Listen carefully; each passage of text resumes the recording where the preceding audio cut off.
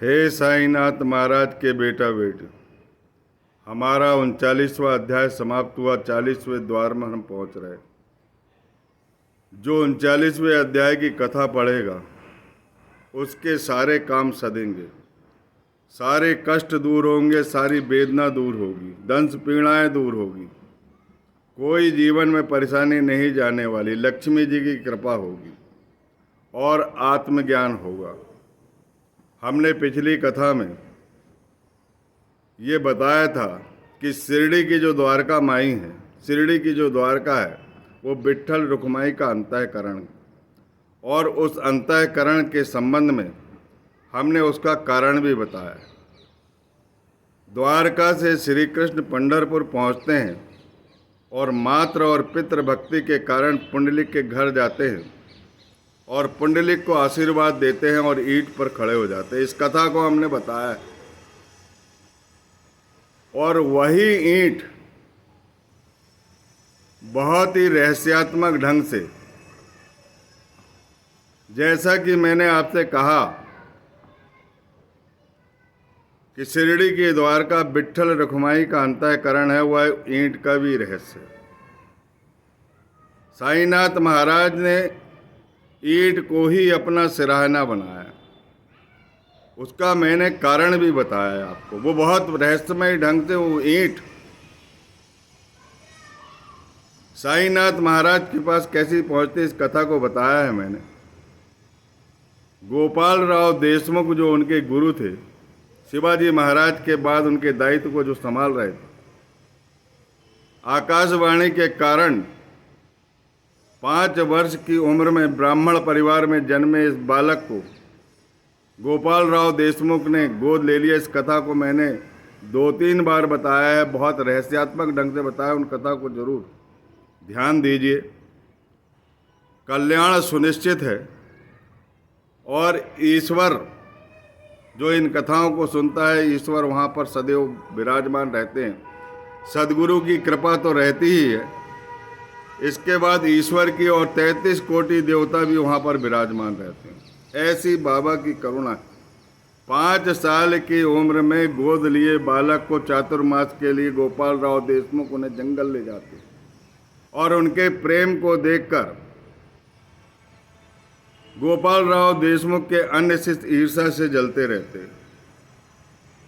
जिस वृक्ष के नीचे वो सो रहे थे, एकदम पास पास में सोए थे, वह बालक और गोपाल राव देशमुख, लोगों ने सोच लिया कि यह समय अच्छा है, इनका प्राणांत कर दिया जाए।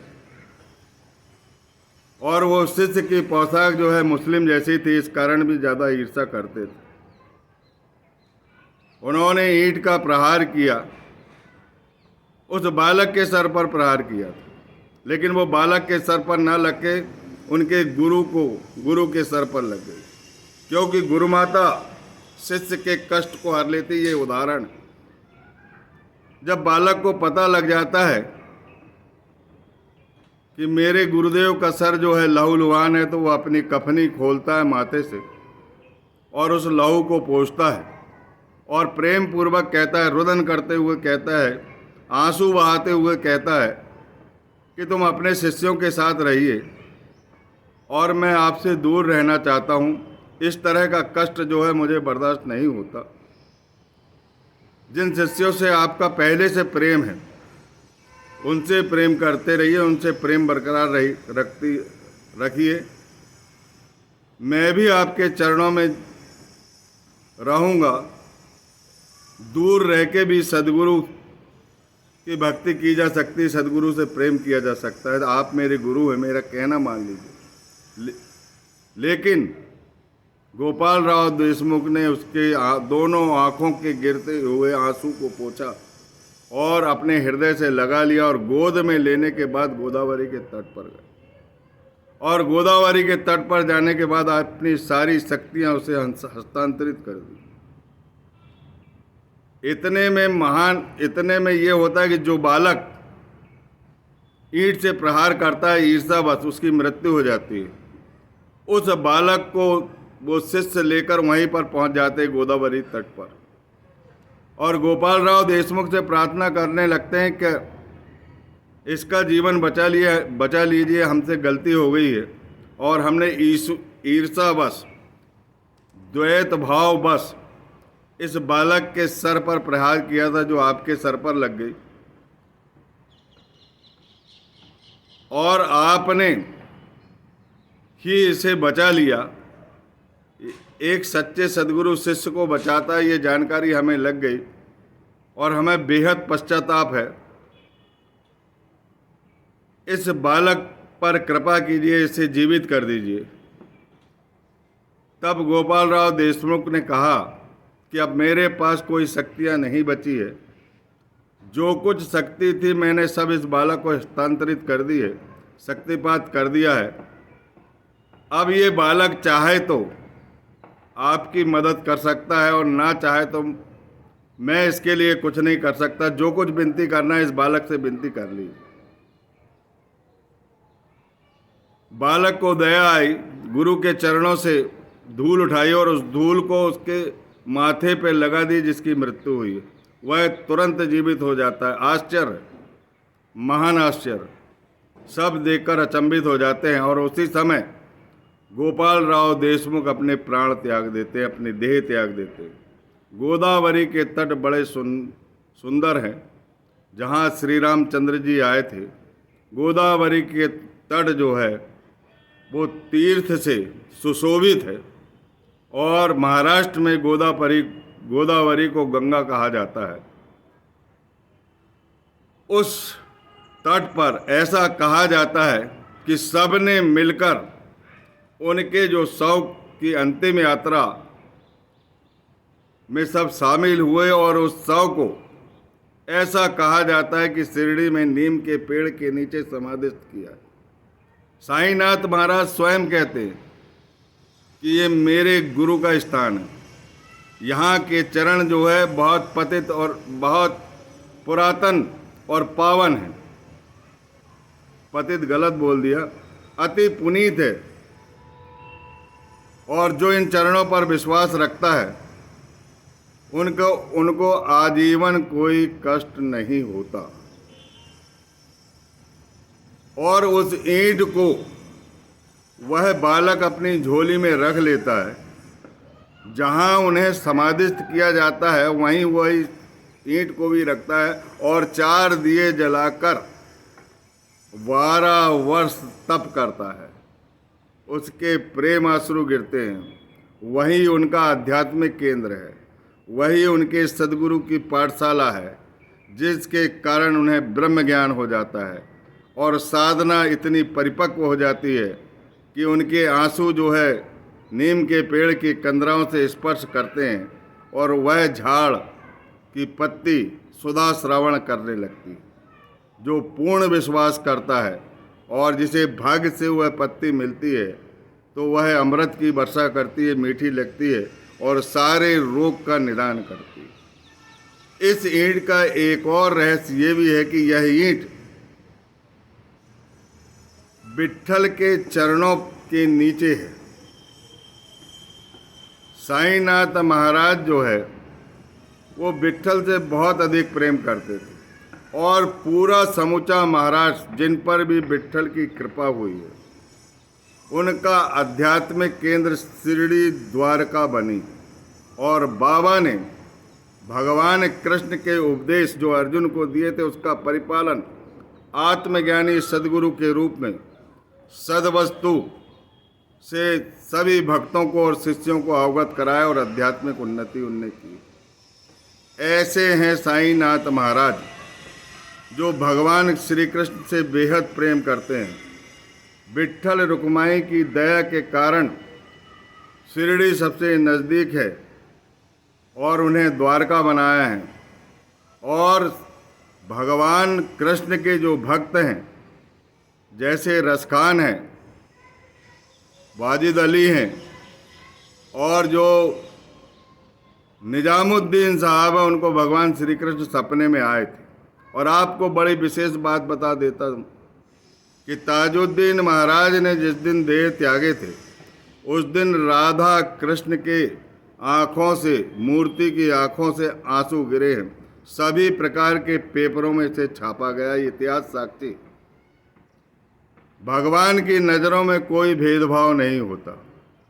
श्री कृष्ण को चाहने वाले मुस्लिम भक्त भी हैं, और यही कारण है कि सभी धर्मों का में एकता रहे और सभी धर्म के लोग प्यार से रहे।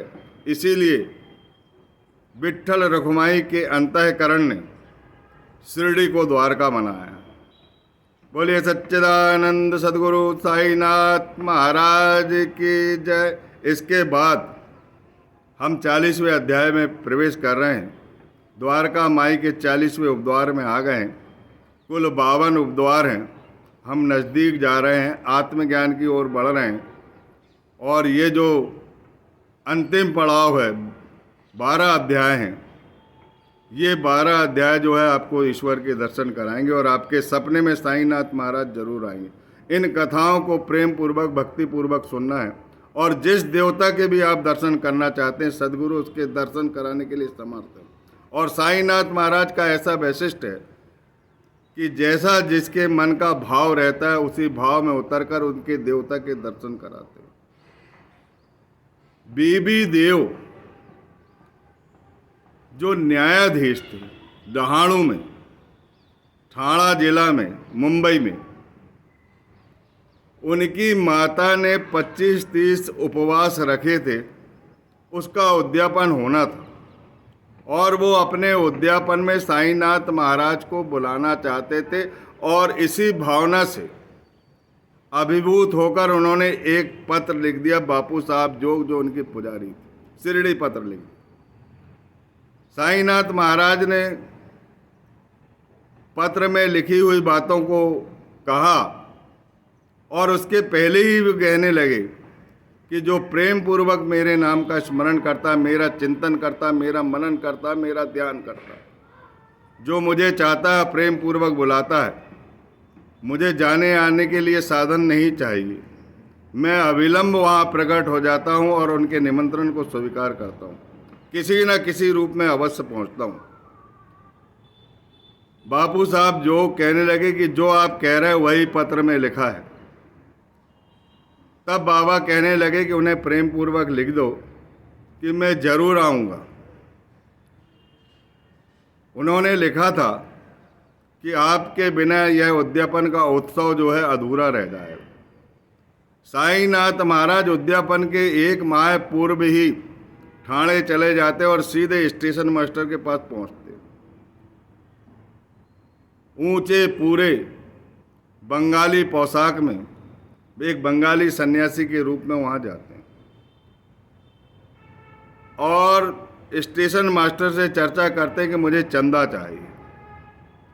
स्टेशन मास्टर बोलते हैं कि यहाँ पर एक न्यायाधीश है जिनका नाम बीबी देव है, उनके पास आपको इसकी पूरी जानकारी मिल जाएगी और वांछित चंदा भी प्राप्त हो जाएगा।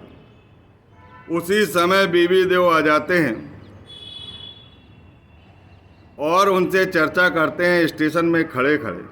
तब बीबी देव कहते हैं कि 1 महीने बाद आइए, चंदे के निमित्त एक सूची राव बहादुर के यहाँ बनी हुई है, मुझे पूरा नाम याद नहीं आ रहा है, अगले वीडियो में मैं बता दूंगा। साईनाथ महाराज कहते कि ठीक है, मैं 1 माह बाद आता हूँ। इसके बाद साईनाथ महाराज ठीक उद्यापन के दिन अपने साथ 2 आदमी लेकर उसी बंगाली सन्यासी के रूप में बीबी देव के घर पहुंच जाते और दरवाज़ा खटखटा देते। बीबी देव जैसे ही उनके दर्शन करते हैं तो बीबी देव समझ जाते कि ये चंदे के लिए व्यक्ति आया हुआ है। साईनाथ महाराज जान लेते हैं क्योंकि वो अंतर्यामी थे। उन्होंने बोला कि भाई साहब, मैं चंदे के लिए नहीं आया हूँ, मैं यहाँ पर भोजन करने के लिए आया हूँ। तब बीबी देव ने बोले भोजन कर लीजिए। उनने बोले कि मेरे साथ 2 व्यक्ति हैं, वो भी साथ में हैं।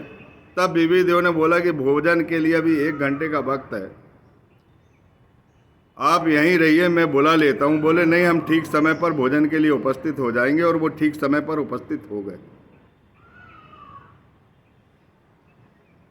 और उपस्थित होने के बाद उनके यहाँ भोजन भी कर लिए और वापस भी आ गए।